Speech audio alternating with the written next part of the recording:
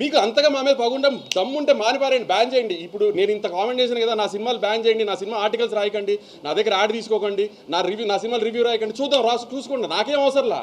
మీరు మానేయండి, మమ్మల్ని బ్యాన్ చేయండి, చూస్తా నేను. నా సినిమా నేను ఓపెన్గా చెప్తున్నా, నా సినిమా బ్యాన్ చేయండి, నా ఆర్టికల్స్ రాయకండి, నా సినిమా ఆర్టికల్స్, నా సినిమా రివ్యూ రాయకండి. నేను ఎలా ప్రమోట్ చేసుకోవాలి, సినిమా నేను ప్రమోట్ చేసుకుంటా. మీరు వెబ్సైట్లు ప్రమోట్ చేస్తేనే సినిమాలు ఆడట్లేదు కదా.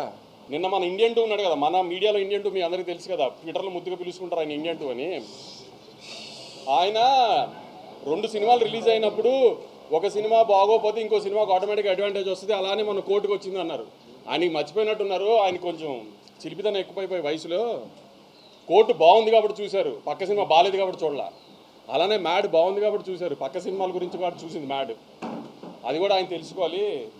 ఆ రివ్యూ చెబుతూ స్వాతిరెడ్డి పాట బాగుంది, కోరియోగ్రఫీ బాగానే ఉంది కానీ ఇంకా బాగుండా అన్నారు. ఆయన ఈ వయసులో కూడా చిలిపితనం ఎక్కువ కదా ఆయనకి.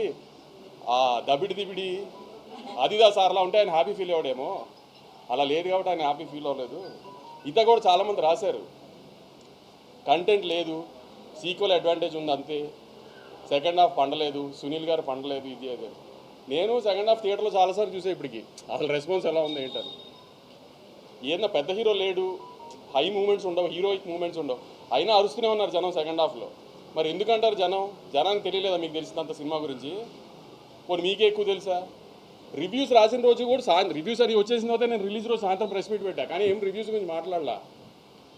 ఎందుకంటే వాళ్ళ జాబ్ వాళ్ళది, మన జాబ్ మంది. కానీ వాళ్ళ రివ్యూని జస్టిఫై చేయడానికి వాళ్ళు ట్వీట్లు వేస్తున్నారు, సినిమా కరెక్షన్ ఊరికే ఉన్నాయి కంటెంట్ లేకుండా. అది కరెక్ట్ కాదు కదా. ఇది సినిమా ఇండస్ట్రీ, మీరు నేను కోఎగ్జిస్ట్ అవ్వాలి. నేను సినిమాలు రిలీజ్ చేసి హిట్ అయ్యి నేను సినిమా తీస్తేనే మీ వెబ్సైట్ రన్ అవుతుంది, నేను యూట్యూబ్ ఇంటర్వ్యూ ఇస్తేనే మీ యూట్యూబ్ ఛానల్స్ రన్ అవుతాయి. మీ ఇండస్ట్రీలో మేము యాడ్ ఇస్తేనే మీ వెబ్సైట్ రన్ అవుతుంది. అంతేగాని సినిమాని చంపేయడానికి ట్రై చేయమాకండి.